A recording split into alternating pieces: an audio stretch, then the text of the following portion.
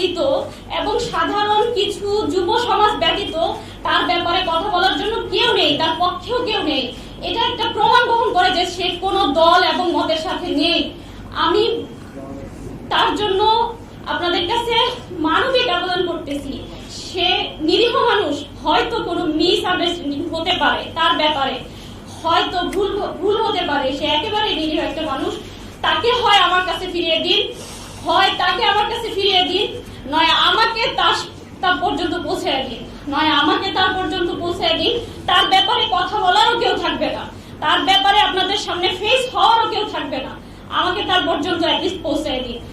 আমি আপনাদেরকে না মামলাতগুলো আদায় করতে পারতেছি, না আমার নামাজের কোনো অর্থের ঠিক আছে, না আমার কোনো কিছু ঠিক আছে। আমি এই জীবনটা চাচ্ছি না এরকম। আমার দিন শেষে আমার রবের সামনে দাঁড়াতে হবে। দিন শেষে আমাকে আমার রবের সামনে দাঁড়িয়ে ইন্ডিভিজুয়ালি আমার জবাবদিহিতা আমাকেই করতে হবে। আমি এই লাইফটা আর বেয়ার করতে পারতেছি না। আমি আর কোনোভাবেই আমি এটা নিতে পারতেছি না। আমি ফিজিক্যালি প্রচন্ড রকম উইক হয়ে গেছি। আমি হাত জোর করে বলবো আপনাদের কাছে, আমার এই নিউজটা আপনারা মাননীয় প্রধানমন্ত্রী পর্যন্ত পৌঁছে দিন। আমি হাত জোর করে বলবো, আপনারা প্রধানমন্ত্রীর কাছে আমার এই নিউজটা পৌঁছে দিন। উনি যেন অতি সত্বর অনেক অল্প সময়ের মধ্যে উনাকে আমাদের কাছে ফিরিয়ে দেন। উনি একেবারেই নিরীহ সাধারণ একটা মানুষ। ঠিক আমি যেমন, ঠিক উনি যেমন, ঠিক আমি যেমন, আমরা প্রত্যেকে নিরীহ মানুষ। আমি কিছুই জানি না, আমি এই অঙ্গনের মানুষও না। আমি আবার বলি, আমি এই অঙ্গনের মানুষও না। তাই আমার কথায় যদি কোনো ত্রুটি বিচ্যুতি থাকে, কোনো ভুলভ্রান্তি আপনাদের দৃষ্টিগোচর হয়, আমি আপনাদের কাছে ক্ষমা প্রার্থী। আমি মানসিক ভাবেও ভালো নেই, আমি শারীরিক ভাবেও ভালো নেই। আমার পক্ষ থেকে আমি আপনাদের বোন, আমি ওনাকে অনেক ভালোবাসি, আমি আপনাদের বোন। জাস্ট আমি ওনাকে ফিরে পেতে চাই। আমি আপনাদের বোন, আপনারা সবাই আমাকে একটু হেল্প করবেন। আমি আপনাদের বোন। আমি আর এর বেশি কিছু আপনাদেরকে আমি বলতে পারতেছি না। আমি আর পারতেছি না। আমি জাস্ট কিছু পারতেছি না। আমি আর কিছু পারতেছি না। আমার পক্ষ থেকে প্রধানমন্ত্রী পর্যন্ত লেটার দেওয়া হয়েছে। আমি ডিবি কার্যালয়ে গিয়েছি, আমি র্যাব সদর দপ্তর গিয়েছি, পুলিশ হেডকোয়ার্টার গিয়েছি এবং প্রত্যেকের কাছে আমার পক্ষ থেকে একটা লেটার পৌঁছে দেওয়া হয়েছে। আমি আসার আগে র্যাব হেডকোয়ার্টার থেকে র্যাবের ডিজি স্যারের সাথে দেখা করে এসেছি। উনি আমাকে আশ্বস্ত করেছেন যে আমাদের কাছে নেই, অ্যাটলিস্ট আমাদের কাছে থাকলে আমি আপনাকে ইনফর্ম করতে পারতাম। আমাদের কাছে নেই। আমি তার সার্বিক সহযোগিতা কামনা করে এসেছি যে আপনি আমাকে সাহায্য করেন। তিনি আমাকে আশ্বস্ত করছেন, তিনি তার নাম্বারগুলো রেখেছেন। তিনি বলেছেন যে আমরা দেখতেছি, যদি কোনো খবর পাই আমরা জানাবো। আমাকে প্রশ্ন করেছেন, আপনি কি মনে করেন যে সে আমাদের প্রশাসনের কাস্টাডিতে আছে? আমি বলেছি না, আমি এমন মনে করে আপনাদের শরণাপন্ন হইনি, বরং আমি আপনাদের কাছে, আপনারা পারবেন, আপনাদের সেই শক্তি আছে, সেই আশা নিয়ে আমি আপনাদের শরণাপন্ন হয়েছি। আপনারা চাইলে অনেক অল্প সময়ের মধ্যে সম্ভব, এমন একটা নিরীহ মানুষের উপরে কি জন্য এই ধরনের একটা অবিচার হবে? উনি তো একেবারেই সাধারণ মানুষ। হয়তো কোনো ভুল বোঝাবুঝি হতে পারে। ওনাকে ফিরিয়ে দিন, আল্লাহর ওয়াস্তে ওনাকে ফিরিয়ে দিন। আমাকে একটা সাউন্ড লাইফ লিড করার মতো একটা পরিস্থিতি তৈরি করে দিন। আমি কিছুই করতে পারতেছি না। আল্লাহর ওয়াস্তে ওনাকে ফিরিয়ে দিন। আপনারা চাইলে অনেক কিছু অনেক সহজভাবেই সম্ভব। আমি আপনাদের কাছে আবারও ক্ষমা প্রার্থী যদি আমার কথার মধ্যে কোনো ভুল বিচ্যুতি আপনাদের দৃষ্টিগোচর হয়ে থাকে। আমি আমার কথা শেষ করতেছি। এই মেসেজটুকুই আমার পক্ষ থেকে আপনারা পৌঁছে দিবেন। আমি কথা শেষ করার আগে আপনাদেরকে আবারও ধন্যবাদ জানাচ্ছি।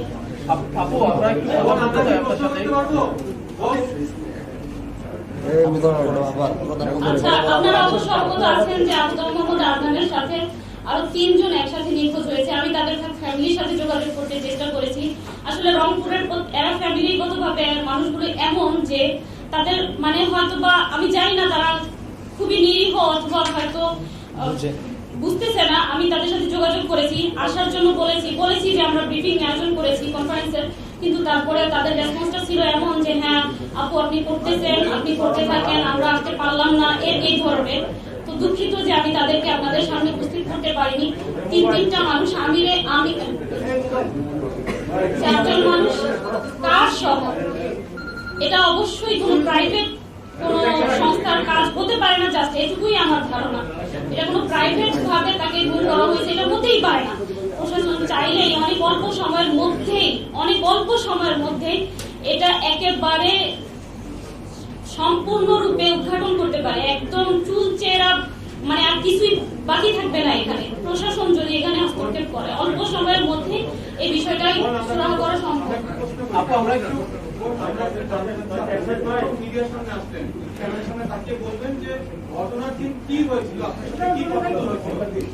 ঘটনার দিন আমি ডিটেইলস বলতেছি। ঘটনার দিন উনি আসতেছে যখন 3টা থেকে 3:30,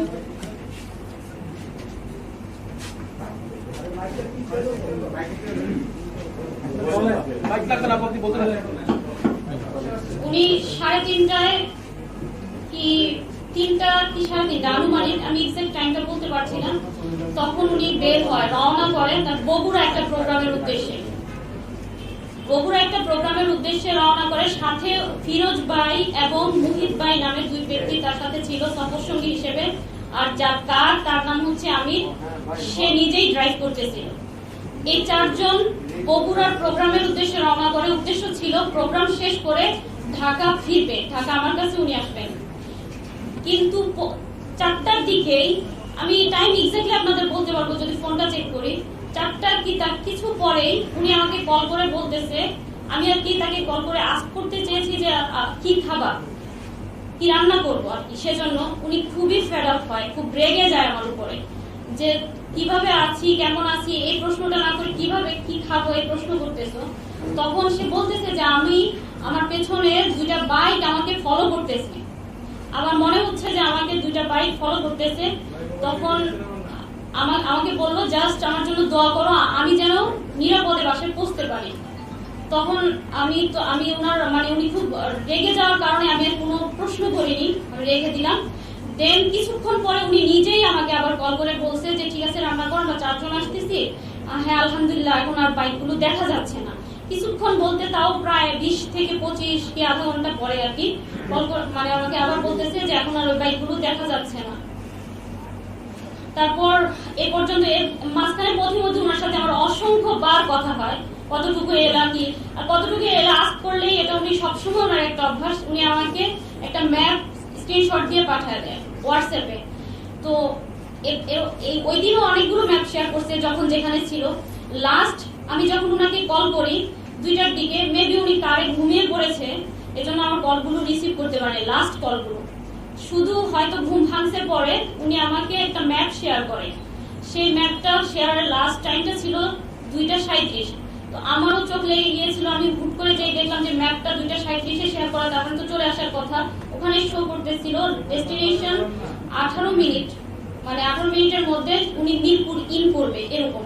তো আমার যখন চোখ খুলে আমি দেখতেছি প্রায় 2:45, তারপর তাড়াতাড়ি চলে আসবে, আমি খাবারগুলো রেডি করব। আমি হুড়মুড়িয়ে উঠি, উঠার পরে আমি ওয়েট করতেছি, হতে পারে কোনো কারণে লেট হইতে পারে। আমি 3:30 প্রায় 4টা অব্দি ওয়েট করে আবারও কল করি, 3টার দিকে কল করি ওনার ফোনে, 3টা কি তার একটু পরে। তখন থেকে ফোনটা সুইচ অফ পাই। তারপরে আমি কিছু মনে করি হতে পারে তার ফোনে চার্জ নেই। তারপর আরো কিছুক্ষণ পরে আমি আমিরের নাম্বারে, যার কার ড্রাইভ যে করতেছিল, তাকে কল করি। কল করার পর তার ফোনও সুইচ অফ পাই। তখনই আমার কাছে একটু সন্দেহ হয়। তারপর থেকে আমি লাগাতার ট্রাই করতে থাকি, আর একটু ওয়েট করি, এভাবে 5টা বেজে যায়। 5টার পরে আমি যাদেরকে চিনি বা ওনার সাথে যারা মোটামুটি চলাফেরা করে এদেরকে আমি নক করা শুরু করি।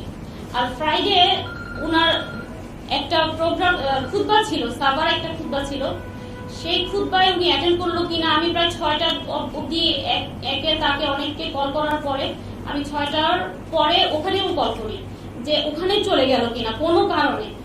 তারাও বললো যে না এখানে আসেনি। এই ছিল ঘটনা। দেন তারপরে আমি দারুস সালাম থানায় উদ্দেশ্যে রওনা হয়ে যাই, কারণ আমি যে দেখেছি ওখানে গাবতলী শো করতেছিল, সেজন্য আমি দারুস সালাম থানায় যাওয়ার পরে তারা আমাকে বলেন যে আপনার সব ডিটেলস গুলো নিল, আদনান সাহেবের সব নাম্বার সবকিছু নিল, নেওয়ার পরে বলতেছে যে আমরা লোকেশন জেনে দেন আমরা একটা আপনাকে জানাবো কিছু একটা। তারপর আমি জানতে চাইলাম অ্যাটলিস্ট তুমি কোথায় আছে, এটা ইনফরমেশনটা আমি কোথায় পাবো। তখন তারা আমাকে বললো যে আপনি এক কাজ করেন, জিবির ওখানে যান, র্যাবের কার্যালয়ে যোগাযোগ করেন, তাদের পর্যন্ত গিয়ে আপনি জানার ট্রাই করেন যে আসলে উনি কোথায় আছে। আমি গেলাম, পরের দিন দারুস সালাম থানায় আমার সারাদিন লোক বসেছিল একেবারে রাত অবধি। তারপর তারা বলতেছে যে না, এখানে লোকেশনটা এখানে না, তাই তারা এখানে জিডি নিতে পারবে না। যদি জিডি করতেও হয় তো বোঝানো পল্লবী গিয়ে করি। তো পল্লবী যাওয়ার পরে তারাও বিষয়টা আমলে নেয়নি, একই কাহিনী করলো যে আমি লোকেশন দেখবো, দেন আমরা জানাবো। সেম আমি ওভাবে বসে থেকে চলে আসি। তারপর আবার লাস্ট আমি কিবার আমার কাছে দিন রাত সব সমান, ডেট তারিখ সব সমান, তাই আমি এখনো বলতে পারবো না আজকে কত তারিখ কিংবা আজকে কি বার। তো আমি তারপর পল্লবী থানায় মেবি গতকালের আগের দিন রাতে আমি গিয়ে ওনার একটা পার্সোনাল নাম্বার আছে, এটা শেয়ার করি যে স্যার আমার একটা ভুল হয়ে গেছে, পাবলিকটা দিয়েছিলাম, পার্সোনালটার কথা আমি ভুলে গিয়েছিলাম।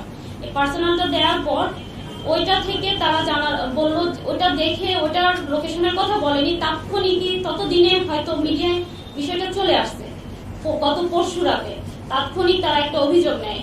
এর মধ্যে রংপুর কোতোয়ালি থানায় ওনার মায়ের পক্ষ থেকে একটা জিডি নেয়, সেই জিডির মাধ্যমে জিডির নাম্বার দিয়ে একটা অভিযোগ গ্রহণ করে পল্লবী থানায়। আর আমি তো আমার চেষ্টা অব্যাহত রেখেছি। এরই মাঝে আমি প্রধানমন্ত্রী কার্যালয়ে 2 বার গিয়েছি, ওখানে লেটার দিয়েছি। ডিবি কার্যালয়ে তো আমি অনেক ট্রাই করেছি, আমাকে তো কোনোভাবে অ্যাক্সেসই দেয়নি। আর আমি তো জানিও না সবচেয়ে বড় কথা কোন বইতে যেতে হবে, কিভাবে কি করতে হবে, কারণ আমি তো এরকম কোনো মানুষই না। বাধ্য হয়ে শুধুমাত্র উনার জীবনটার কথা ভেবে উনার জন্য আমার যন্ত্রণার জায়গা থেকে, আমার আর্তনাদের জায়গা থেকে আপনাদের সামনে ফেস হতে হয়েছে। আমি কখনোই ফেস হতে চাইনি। আপু, উনি বগুড়া একটা প্রোগ্রামের কথা বলে বাসা থেকে বের হয়েছিলেন, উনি কি বগুড়ায় গিয়েছিলেন নাকি সরাসরি ঢাকায় এসেছিলেন? একটু যদি এই না, প্রোগ্রামের কথা, বগুড়ার প্রোগ্রামটা হয়নি। ওই মেবি আমার সাথে তো তার ডিটেইলস আর কথা হওয়ার সুযোগ ছিল না। আমি ভাবছিলাম বাসায় এনে দেন আমিও তাকে আস্ক করবো যে আসলে কি কারণ ছিল, কি হয়েছিল প্রথমতে, কারণ সে খুব রেগে গিয়েছিল আমার উপরে। সেজন্য আমি আর তাকে ওখানে কিছু জিজ্ঞেস করিনি, শুধু এতটুকুই জানতে পেরেছি যে ওই দিন আর প্রোগ্রামটা উনি অ্যাটেন্ড করেনি।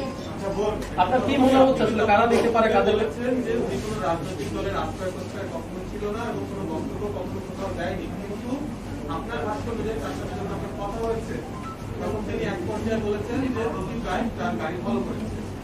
এই ধরনের কথা বা নেভার, না, এই ধরনের কোন সিচুয়েশনের সম্মুখীন আমি কখনোই হইনি, কখনো উনি বলেও নি, কখনো উনি বলেন। তবে উনি এমনিতে যখন এগুলো নিয়ে কথাবার্তা বলতো, মসজিদে খুতবা বা লেকচারে যেত, মাঝে মাঝে বিচ্ছিন্ন কিছু ঝামেলার সম্মুখীন উনি হতো। সেজন্য হয়তো উনি এই যে বিষয়গুলো দেখা যায় ওনার লেকচারে উনি তুলে ধরেছে যে দেখা ইসলামের কথাগুলো বললে বা হক বিষয়গুলো যদি জি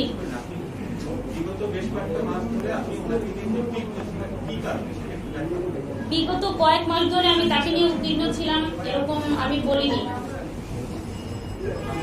প্রোগ্রাম যারা আয়োজক তাদের সাথে যোগাযোগ করেছেন কিনা, বা উনি যে প্রোগ্রামটাতে গেলেন বগুড়াতে প্রোগ্রামে যায়নি, প্রোগ্রামটা অ্যাটেন্ড করেনি। না, যারা আয়োজক, যারা এটা আয়োজন না, করলেন, যারা আয়োজক আমি তাদেরকে চিনি না। আর তার কোথায় কখন প্রোগ্রাম থাকে এগুলো সব তো আর আমার সাথে শেয়ার করে না। আমি তো সবার নাম, যেগুলো পোস্টার হয় জাস্ট ওগুলো হয়তো বা আমি জানি। আর খুদবার ওখানে আমি কল করতে পেরেছি এজন্য যে এটার পোস্টার হয়েছিল, আদারওয়াইজ আমি তো আর জানি না কাদের সাথে তার কথা হচ্ছে। আমি তো আপনাদের সাথে ফেস হচ্ছি, এভাবে তো ফেস হওয়ার প্রশ্নই আসে না।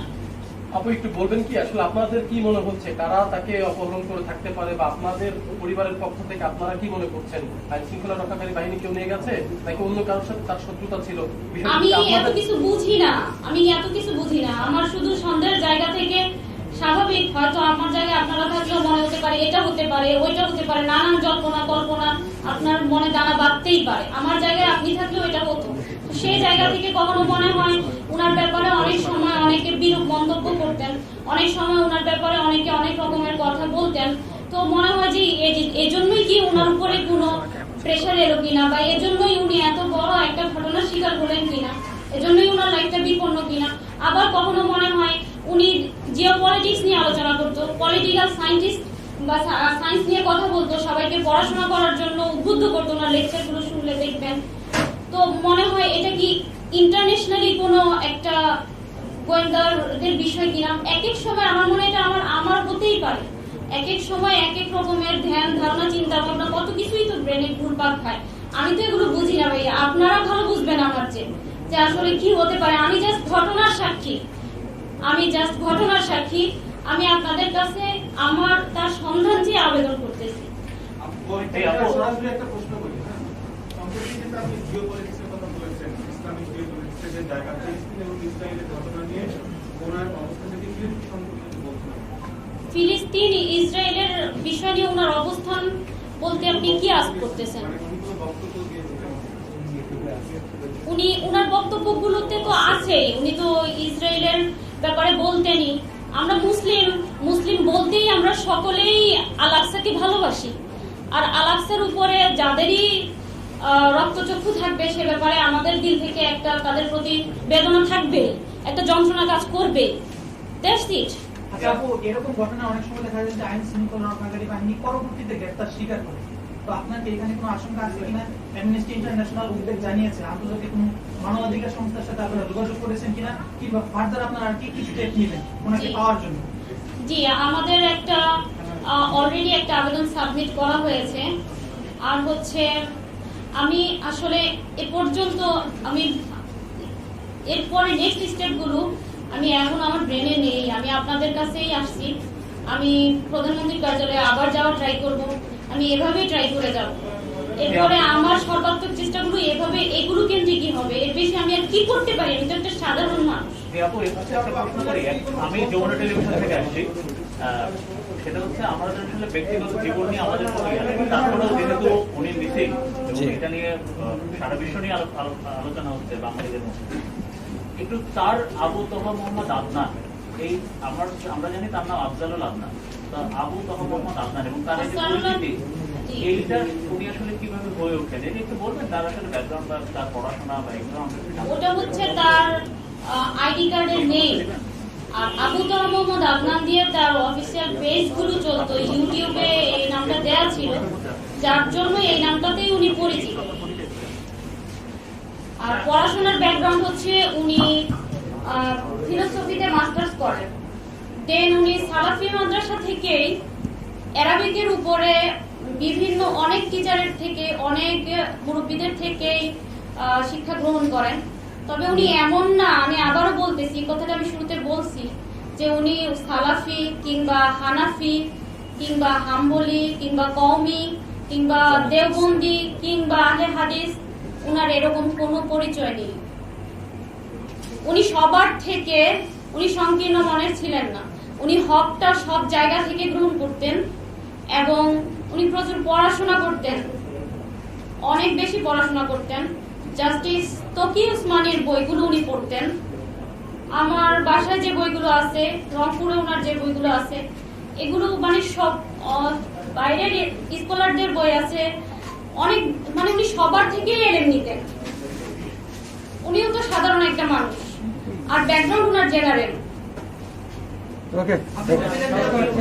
রাজনীতির সাথে যুক্ত না, রাজনীতির সাথে যুক্ত থাকার অপরাধ মনে করেন? আমি এগুলো বুঝি না, আমি রাজনীতি কি জিনিস জানিও না।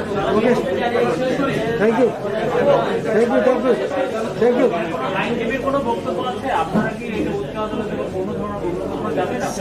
বিচার বিভাগের কোনো আবেদন জানাবেন? ভাইয়া, সারার ভাইয়ের কাছে আমার একটা প্রশ্ন। সারার ভাই, আপনি যদি একটু বলতেন যে তাহলে কি তাকে আরো দ্রুত উদ্ধার করা সম্ভব ছিল? কারণ ওনার স্ত্রী গেছেন, খুঁজেছে, যাওয়া পায় নাই, একদিন গেছে, 2 দিন গেছে, দ্বিতীয় প্রশ্ন হচ্ছে, আপনি নিশ্চয়ই গাবতলীটা ভালো মতো জানেন, একজন সাবেক সেনা কর্মকর্তা হিসেবে খুবই গুরুত্বপূর্ণ একটা স্থাপন জায়গা, এবং সেটা সবসময় সেখানে পুলিশ, নিরাপত্তা বাহিনী, সিসিটিভি ক্যামেরা এরকম বিভিন্ন আয়োজন দিয়ে এই আমিনবাজার জায়গাটা এবং ব্রিজটা, আমিনবাজার ব্রিজটা ঘেরা থাকে। এরকম একটা স্পর্শকাতর জায়গা থেকে একজন ব্যক্তি নয়, 4 জন ব্যক্তি একটি গাড়ি এখান থেকে মিসিং হয়ে যাওয়াটা কি রাষ্ট্রের কতটা ব্যর্থতা বলে মনে করেন? দেখুন, এটা আমি শুরুতেই বলেছি যে অত্যন্ত উদ্বিগ্নের কারণের জায়গাটা এটা যে শুধু